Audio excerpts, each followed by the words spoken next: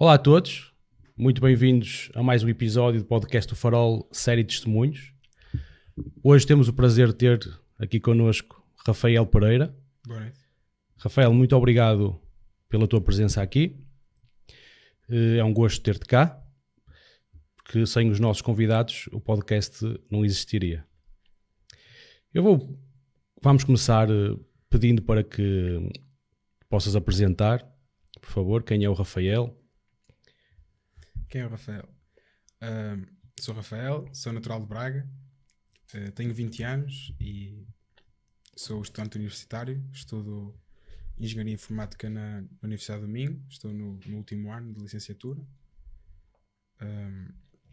O Rafael, quem é mais? É uma pessoa que gosta de aprender coisas novas, uma pessoa que gosta de música,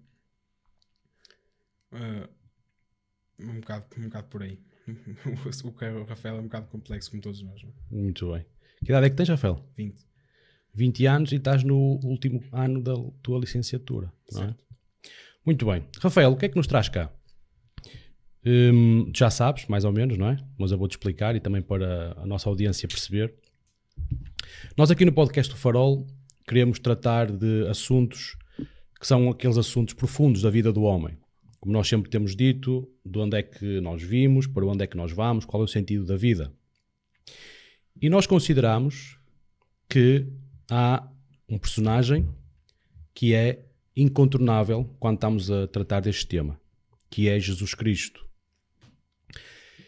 E o ponto que nós queremos aqui tratar é o seguinte: Jesus esteve nesta terra, segundo os relatos bíblicos, há cerca de 2000 anos atrás. Aos 33 anos foi crucificado. 3 dias depois ressuscitou dos mortos. Teve 40 dias entre os homens e depois ascendeu aos céus. A partir daí dá-se início àquilo que é chamado a Igreja.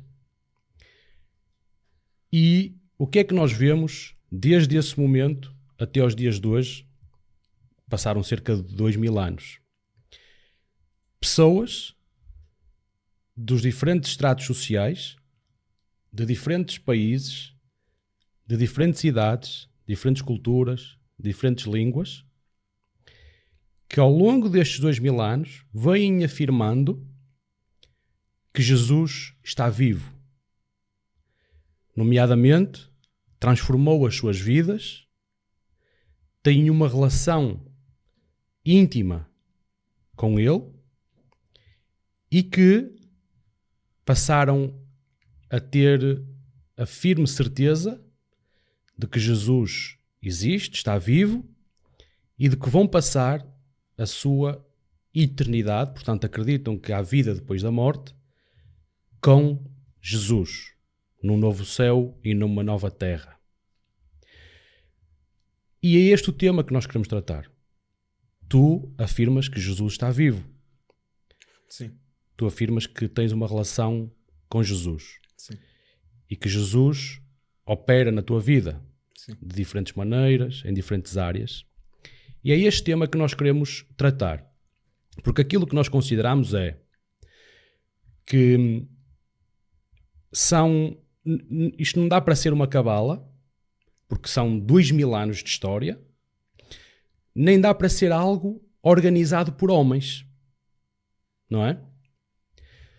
E se fosse mentira, como se costuma dizer, a mentira tem perna curta. E facilmente o tempo acabaria por desmontar essa mentira. E é este tema que nós queremos trazer aqui, e temos ouvido outras pessoas, e queremos hoje ouvir a tua versão, para que as pessoas lá em casa possam ouvir a tua versão e tirar as suas conclusões. O nosso objetivo aqui, o nosso propósito é enriquecer a vida das pessoas nesta área e levar as pessoas a pensar sobre estes temas. Concordas comigo se disser que hoje nós estamos, a nossa vida, não sei como é que era há 200 anos atrás, mas hoje sei que a nossa vida é uma vida, já está, nós acordamos na segunda-feira de manhã, a nossa semana já está toda planeada, não é? É uma correria, muito stress, um andamento muito rápido, muita velocidade, e cada vez menos nós temos tempo para este exercício, que é o exercício de fazer a contemplação, o exercício de fazer a meditação, o exercício de parar para pensar nos temas verdadeiramente importantes da vida do homem. E eu agora passo-te a palavra, peço-te que nos contes a tua experiência. Não sei se queres começar pelos momentos antes de tu conheceres Jesus e como é que conheceste a sua história e como é que as coisas se desenrolaram a partir daí. Sim. Eu fui criado na igreja pelos meus pais e, na verdade, todo o meu círculo próximo de família. Igreja, já agora, desculpa só perguntar de que religião, de que denominação? Evangélica, sim. Não denominacional, de facto, mas uma igreja evangélica. E todo o meu círculo familiar mais próximo, os meus avós, tios, todos eles também creem em Cristo e creem nessas coisas todas que tu disseste. Então eu fui muito abençoado porque eu cresci no meio cristão. No meio cristão e fui educado assim. Mas como já o pessoal que veio cá e disse, não é porque tu cresces na igreja que tu fazes parte da igreja, não é? E não era porque eu crescia na igreja e porque eu aprendia e porque eu fazia parte dela. Nem que eu era filho de Deus, nem que eu tinha uma comunhão com Ele, não é? Podes-me explicar um pouco melhor esse ponto? Ou seja, tu és criado na igreja, certo? Participas nos cultos da tua igreja, sendo uma igreja evangélica, mas isso não significa que faças parte da igreja, é isso que acabaste de dizer. Podes explicar melhor sim, esse ponto? Sim. Eu fui criado cá, eu vinha aos cultos, eu cantava as músicas, eu ia aos acampamentos, mas não havia relacionamento meu com Deus, não é? E o que acontecia é que eu vinha cá, se fosse para a escola dominical onde nós aprendíamos, onde nós aprendíamos sobre Deus, eu ouvia as histórias. Se fosse ficar cá em cima, o meu corpo ficava cá e a minha cabeça estava na lua, e eu não levava estas coisas a sério, não é? Deus para mim era como se, ok, eu sei que Deus existe porque me dizem que Deus existe e eu acreditei assim, ou seja, ficou na minha mente, não me perguntava se Deus realmente existia. E era assim que eu vivia, não é? Ou seja, vinhas à igreja basicamente porque os teus pais traziam, não é? Sim. Mas ou seja, não o fazias por ti próprio, de forma consciente, é isso? Sim, aliás, eu não gostava de vir à igreja. Ou seja, quando os meus pais, por exemplo, ficámos em casa ao domingo por alguma coisa, ou porque nos atrasámos, ou muito, ou adormecemos, para mim era alegria, porque eu não gostava de vir. Eu preferia ficar em casa, preferia ficar a jogar ou a fazer outra coisa que me apetecesse. Eu acho que era uma criança, não é? E eu vivi assim, fui...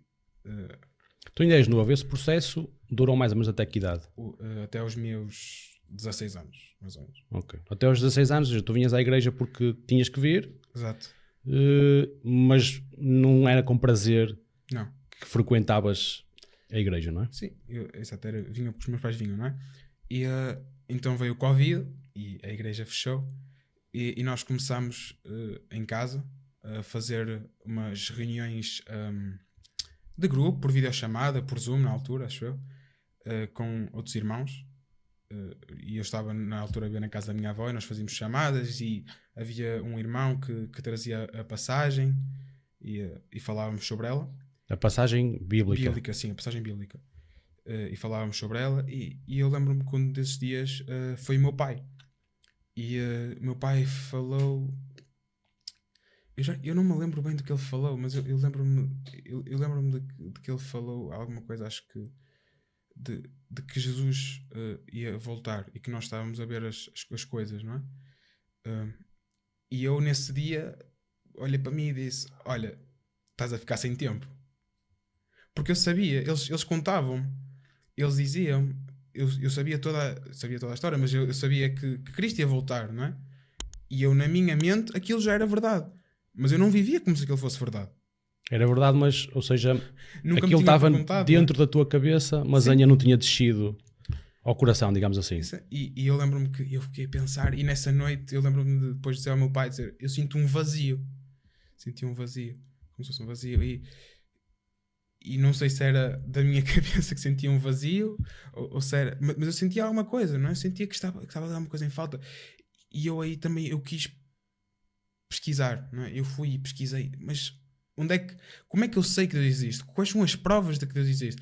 Porque eu acredito que ninguém crê, nem ninguém acredita em Deus se não tiver esta pergunta antes, não é? Será que Deus existe? Nós precisamos dessa pergunta. Temos de ter um certo nível de ceticismo, não é? Claro, porque... Senão estamos a acreditar só porque nos disseram. Ou só porque é cultural, ou, não é? E isso, no fundo, não é acreditar, porque não estás baseado em nada. O que é que eu estava? Eu estava baseado um bocado de... Se calhar naquilo que me diziam, não é? Mas eu quis pesquisar, e a minha mãe e o meu pai falaram comigo, e uma coisa que o meu pai me disse foi... Deus quer ter um relacionamento contigo. Deus não quer que tu fales com ele como se... Deus quer que ele fales com ele como se fales com um amigo. Porque ele quer relacionamento íntimo contigo. Eu lembro o meu pai me dizer isso. E eu aí, pronto, foi nessa altura que eu comecei a ler a Bíblia, comecei a orar, comecei a orar mais, não é? Orar com sentido. E a minha vida foi mudando e foi transformada, não é? Várias coisas dentro de mim. Permite-me só, antes de avançar, perguntar-te como é que tu hoje interpretas esse momento em que começam a surgir estas questões dentro da tua cabeça, porque tu foste criado na igreja, ouviste leituras bíblicas desde criança, mas há um momento em que se faz o clique. Como é que tu hoje interpretas esse clique? Veio da tua cabeça? Tens uma explicação para isso? Tens uma opinião sobre isso? Eu acredito que é Deus que nos dá esse clique, não é? Eu costumo dizer, se nós formos ver, estávamos numa época negra da história da humanidade, que era o Covid, muita gente a morrer, tínhamos que ficar presos em casa, tudo isso, e eu digo que desse clima horrível surgiu isto. Deus conseguiu tornar das coisas más, conseguiu trazer uma coisa boa, e isso foi, para mim, foi Deus que me tocou, foi Deus que fez com que a palavra dele, não foi pelo que o meu pai disse, mas foi pela ação que fez em mim aquelas palavras. Então é isso que eu acredito. Eu acredito que Deus tocou em mim com aquelas palavras. Neste caso usou o teu pai como... Sim, o meu pai. Como voz de Deus, não é? Exatamente. Para fazer esse despertamento espiritual em ti, não é? Certo. A partir desse momento, tu, como já disseste, começaste o teu próprio caminho. Começaste a ler a Bíblia, não porque era uma obrigação, mas porque tu de facto procuravas a verdade acerca destes temas. Começaste também a exercitar a oração, a falar com Deus conforme o teu pai te ensinou. E o que é que começou a acontecer a partir daí em ti? Tu falaste que as coisas começaram a mudar. Sim. Que mudanças são essas? Foram várias mudanças. Uma delas era a forma como eu me via, porque eu sempre me vi como uma pessoa boa. Sempre achei que fosse uma boa pessoa. Sempre achei que... Porque eu não fazia... Eu até tratava bem os outros. Eu até não mentia se calhar muito. Pronto. Eu olhava para mim e dizia que era uma boa pessoa. Mas foi-me mostrado a mim e foi-me dito assim, olha aqui o que Deus quer de ti e olha a tua vida.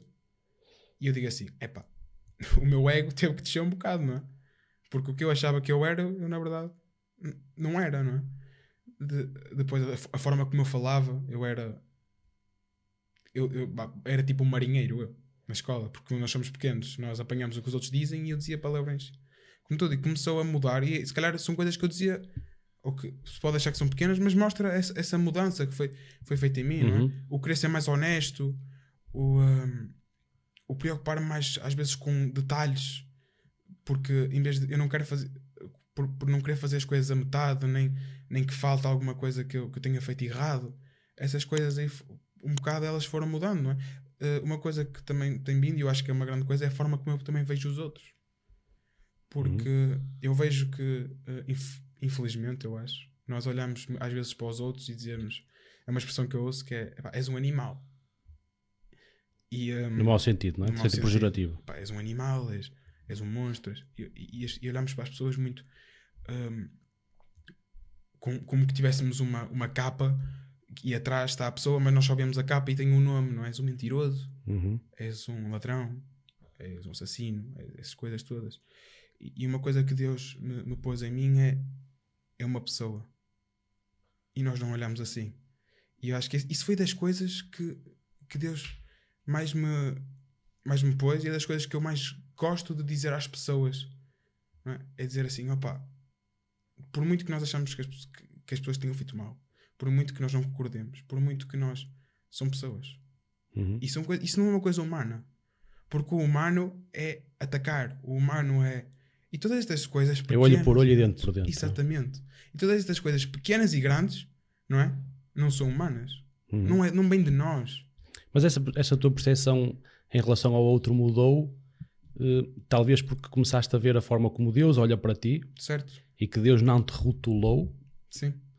Apesar de te levar a ver que tu, perante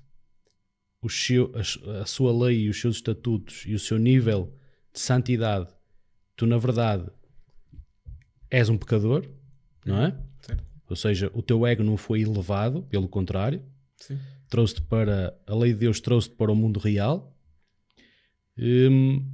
Mas ao mesmo tempo, e isso é curioso, não é? Isso que tu disseste, porque Deus primeiro baixa-te o ego, demonstra que tu és um pecador, mas ao mesmo tempo demonstra o quão precioso é o ser humano para ele, Certo. não é? E tu passas a perceber que és precioso para Deus e começas a olhar para os outros e também percebes que está ali alguém que é precioso para Deus, não é? Sim, porque tu começas também a pensar, não é? O que é que Deus fez comigo? E o que é que eu merecia? Se Deus te perdoou e te tratou com misericórdia, também tens de tratar o outro. Porque o mesmo que Paulo dizia, eu sou o pior, eu dizia de mim mesmo, eu sou o pior. Paulo? O apóstolo Paulo, sim. O apóstolo Paulo dizia, eu sou o pior, mas eu dizia de mim, eu sou o pior. E se Deus perdoou o pior, não é? Eu lembro-me de estar um dia a andar na rua e a minha cabeça a mexer e eu começar a pensar, não é? As pessoas precisam... A pessoa que eu não concordo, ou que eu não gosto, ou que fez alguma coisa errada, não deixa de ser uma pessoa. Não deixa de precisar de carinho, não deixa de precisar de amigos, não deixa de precisar de uma palavra. Não é? Mas nós, às vezes, tratamos assim. Mas Cristo vem e morre por mim, que não merecia. O que isso mostra é que eu tenho valor. Apesar do que eu fiz, eu tenho o meu valor. E Cristo mostrou-me e Deus está a dizer, olha, estas pessoas à tua volta, concordes ou não concordes, façam errado ou não façam errado, têm valor. E trata-as com valor. Porque elas têm. Não é? E isso é uma coisa que, pá, eu acho que nós... E esse valor que tu falas é... Hoje nós estamos numa era em que pronto, cada era tem as suas filosofias, as suas correntes de pensamento, e hoje ouvimos muito aquela expressão do acredita em ti. E esse valor que tu vês nas pessoas é esse acredita em ti ou é um tipo de valor diferente? Não é esse acredita em ti. Aliás, eu não gosto quando as pessoas dizem pá, tu por ti consegues. Porque o tu por ti consegues, isso aí, se Deus quiser, tu consegues. Não é? Tu consegues chegar onde quiseres. Na realidade isso é uma mentira, não é? Sim, assim. Nós conseguimos dar-nos uma dor, caímos para o lado, acabou. Exato. Ou então, olha, se tu confias em ti, tu chegas lá. Tu és capaz. Chegas aonde? Tudo está debaixo. Isso é uma falácia. Exatamente. Mas é uma falácia que faz muitas vítimas. Sim, e tudo está debaixo. As pessoas não reparam e nós às vezes se calhar esquecemos-nos, mas está tudo debaixo da soberania de Deus. E eu acredito que o valor que nós temos é intrínseco. O valor não vem de ti nem do que tu fazes, mas o valor é-te dado por Deus. Porque se o valor não fosse intrínseco, então Cristo não teria morrido por mim, porque eu já não tinha valor por tudo que eu fiz. E esse valor que tu falas é o facto de tu acreditares que foste criado por Deus e foste criado à sua imagem e semelhança? É esse valor? Sim. Todos nós temos, se todos nós fomos criados, não é? E todos nós temos esse valor intrínseco, não é? E esse valor é visto no amor de Deus por nós e tudo aquilo que Ele faz. Isso é mesmo muito curioso, porque parece que são duas coisas que não batem uma com a outra. Que é, por um lado, nós não somos nada. Por um lado, nós não conseguimos fazer absolutamente nada, não é? Jesus até, no Sermão do Monte, lança aquele desafio dizendo: se alguém conseguir acrescentar um palmo, ou um centímetro, ou 1 milímetro à sua estatura, força, não é? Isso demonstrando que nós somos seres extremamente limitados, não é? Portanto, nós por nós próprios não conseguimos fazer absolutamente nada. Exatamente. E depois também depende do ponto de vista que nós olhamos. Nós podemos olhar para a ciência e dizer: que coisa incrível, não é? Por outro lado, há um cientista que diz uma coisa interessante, que desafia o homem a criar uma mosca. Nós não conseguimos criar uma mosca, nem nunca vamos conseguir criar uma mosca, não é? Portanto, nós conseguimos fazer grandes coisas aos nossos olhos. Por outro lado, nós não conseguimos resolver problemas extremamente simples para Deus, como é criar uma mosca, não é? Mas se nós por um lado não somos nada, por outro temos esse valor intrínseco, como tu disseste, porque fomos criados por Deus e fomos criados à sua imagem e semelhança. Portanto, esse valor que nós temos é por esse facto de termos em nós a imagem de Deus quando fomos criados. Isso. Não é? Mas ao mesmo tempo, e é outra coisa que parece que não bate certo, nós estamos, digamos, no fundo do poço, muitas das vezes, e Deus diz: atenção que tu tens valor, porque foste criado à minha imagem e semelhança, mas cuidado, não pegues neste valor e não te exaltes. Antes, humilha-te, não é? É mesmo, parecem contrassensos, não é? É porque esse valor, porque se o valor viesse de mim, eu exaltava, mas o valor não vem de mim. Eu não fiz nada para merecer esse valor. Tu tens esse valor, mas ele não vem dos teus méritos. Exatamente. Não é? Esse valor nem cresce, nem diminui pelos meus méritos. O valor está lá e é aquele desde que eu nasci até o dia que eu vá. Porque Deus deu-nos o valor, então nós vamos orgulhar-nos de quê? Pois. Do que Ele nos deu. Nós de facto temos esse valor, mas não podemos exaltar-nos por causa disso, porque esse valor foi-nos dado de graça. Eu acho que é mais um motivo para nós nos um bocado humilharmos e percebermos a condição que estamos. O único valor que nós temos... E sermos gratos. Exatamente. O único valor que nós temos é porque Ele nos deu. E esse valor é muito grande. Exatamente. Ao ponto de Jesus morrer. Não é? Sim, exatamente. Rafael, como é que é ter 20 anos, ser universitário e crer em coisas de gente velha? Epá, eu não olho para elas como coisas de gente velha, não é? Eu também não, mas tu percebes o que eu quero dizer, sim, não é? Sim. Imagina que eu sou um colega teu de turma, se calhar já ouviste isso, não é? Já tive no secundário, já tive quem me dissesse: olha, pareces as velhinhas. Pois. Ou pareces aqueles apóstolos iluminados, não é? Opa. Mas como é viver hoje neste clima que nós vivemos ao Ocidente, não é? E que estamos numa fase com muita confusão, muitas ideias estranhas, e sabemos que essas ideias estão muito fortes nas universidades. Como é que é? Conta-nos um pouco dessa experiência. Olha, primeiro eu acho que é bom, porque tu sabes o que é verdade. Tu sabes de onde veio o mundo. Tu sabes como é que o mundo é suposto ser. Tu sabes o que Deus fez, não é? E é uma sabedoria. E sabes por onde vais, que é muito importante. Sabes por onde vais. E é uma coisa que muita gente não tem. É uma coisa que muita gente não... Opa. E ter a certeza de onde é que isto veio, de como é que isto aqui funciona, não é? Para além de teres, primeiro, uma segurança maior. Não estás à deriva. Exatamente, porque eu preciso de ajuda. Quem vou pedir? Vou pedir a Deus, não é? Opa, não consigo resolver. E Ele ajuda quando tu pedes? Sempre. Sempre. Ele responde-me sempre. Mesmo que a resposta seja não. Mas eu sei que quando Deus só não nos dá aquilo que nos faz mal. Deus não proíbe nada que nos fizesse bem, não é? E mesmo quando se calhar Deus vai dizer assim, olha, vais ter que penar um bocado. Isso aí vai...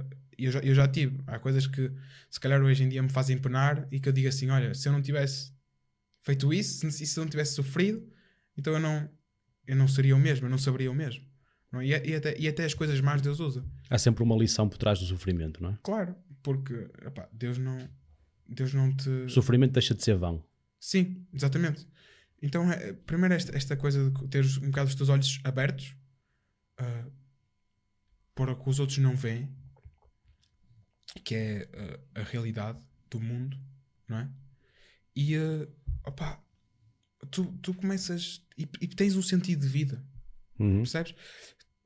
Tu não tens que ir buscar o teu sentido de vida ao outro lado, não tens. Não estás mais à procura. Sim, porque eu já percebi que o que há para oferecer não preenche, não é? Já diziam, não é? Que o homem tem um buraco, um vazio do tamanho de Deus, não é? Então, por muito que eu quisesse ir buscar aqui, buscar ali, não vai encher, não é? Não é por eu ter as melhores notas, não é por eu ter os melhores amigos. Isso são partes da vida que se calhar até te trazem alegria, mas não é isso que vai encher, nem é isso que vai dar-te o sentido de vida, não é?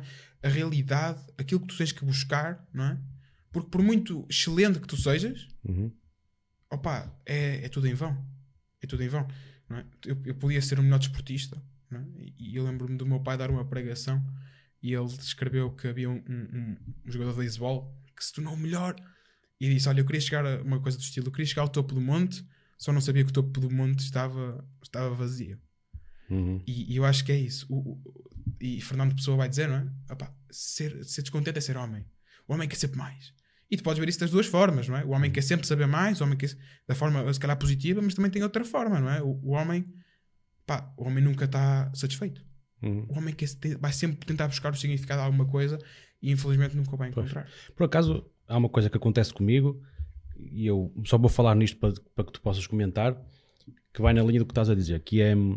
E eu às vezes questiono porque é que isto acontece, que é... Eu desde que conheci Jesus, uma pessoa falar sem falar de pessoa, não é? Sim. Uma pessoa falar em Fernando Pessoa, ou falar em Sócrates, ou falar em Platão, ou falar em grandes homens, e nós pegámos os livros e começámos a ler, não é? Mas eu não consigo encontrar, não é que não tenha valor, não é?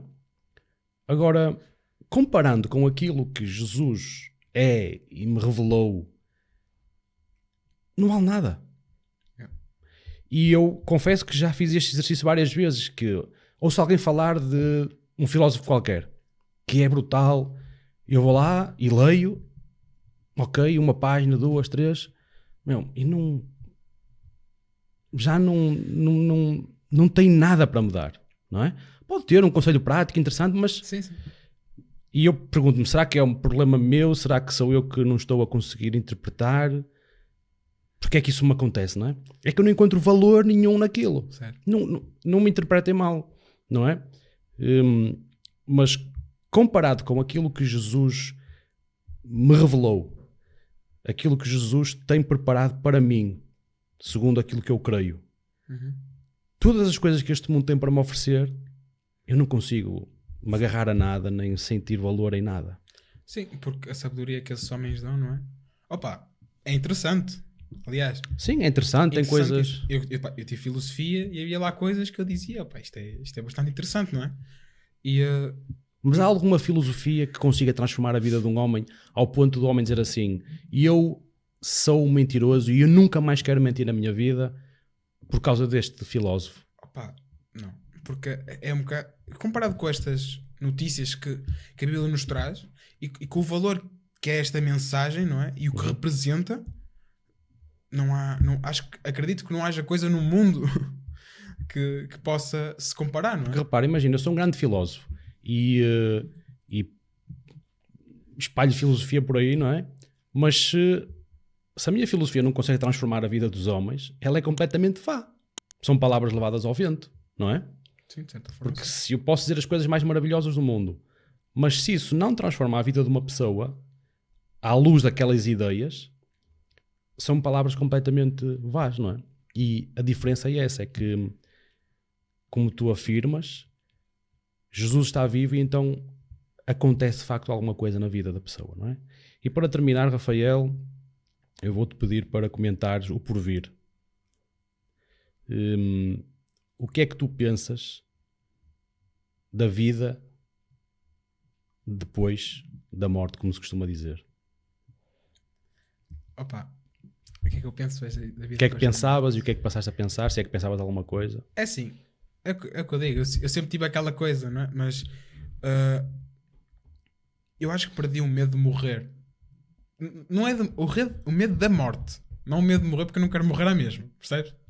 Mas o medo do que vem depois.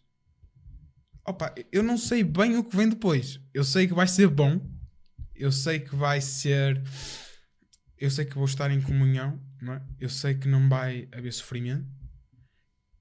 Mas sabes porquê? Porque eu acredito no que a Bíblia nos diz. Okay. E tudo o que Deus tem feito na minha vida tem posto à prova tudo aquilo que a Bíblia diz, não é? Okay.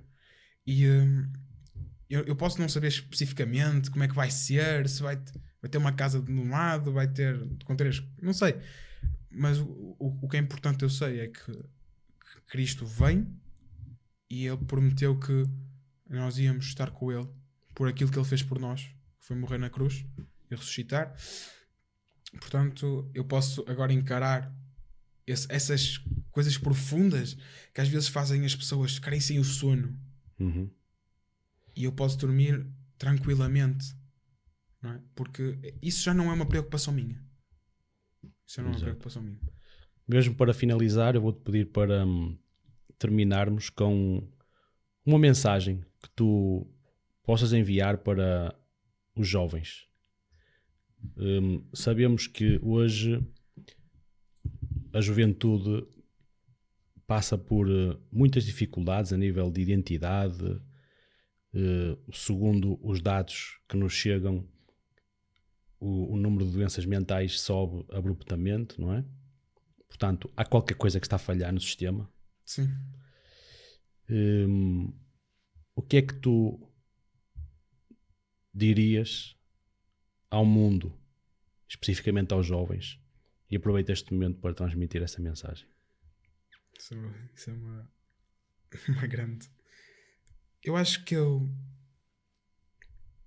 diria de que este mundo está completamente corrompido. Este mundo já não tem... este mundo não tem nada que nos dê sentido. Este mundo não tem nada... E para nós, no facto, a vida que eu vivia e que muitos vivem é morte. E é afastado de Deus, não é? Não é uma vida plena. Não é uma vida eterna. Não é a vida como ela é suposta ser. E porque não é uma vida como ela era suposta ser, então surgem essas coisas todas do que tu falaste.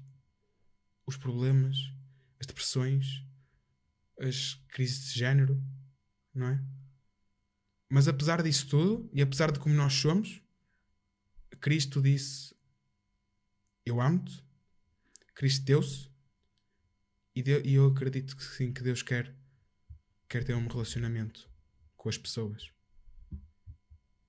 E que só Ele é que nos pode dar esse sentido de vida. Só Ele é que pode amansar as feridas que nós temos, curar-nos e mudar aquilo que quem nós somos. Não está em nós. Um jovem lá em casa está agora a fazer a pergunta: como é que eu posso iniciar essa relação com Deus? O que é que tu lhe dirias? Opa, eu diria... uma forma muito prática. A forma eu acho que foi mais prática foi orar. Não? Deus costuma-se dizer que Deus te ouve em qualquer lado. Estejas, não é? Pode estar na montanha que Deus ouve, pode estar no vale que Deus ouve, mas eu também acredito que pode estar muito bem espiritualmente, entre aspas, ou pode estar muito mal e afastado de Deus, mas Deus ouve. Deus ouve. Da mesma forma que quando, quem sabe a história de Jonas, não é? Jonas foge do que Deus mandou e lá, quando ele está debaixo da baleia, dentro da baleia, ele ora. Jonas estava espiritualmente mais afastado, que Deus deu-lhe uma ordem clara e Jonas diz assim: olha, eu vou fugir. Mas quando Jonas estava ali naquela situação, ele ora. e Deus ouve E responde. e responde. Obrigado Obrigado. por teres vindo mais uma vez. Despedimos-nos da nossa maravilhosa audiência. Podcast do Farol, série Testemunhos. Até à próxima.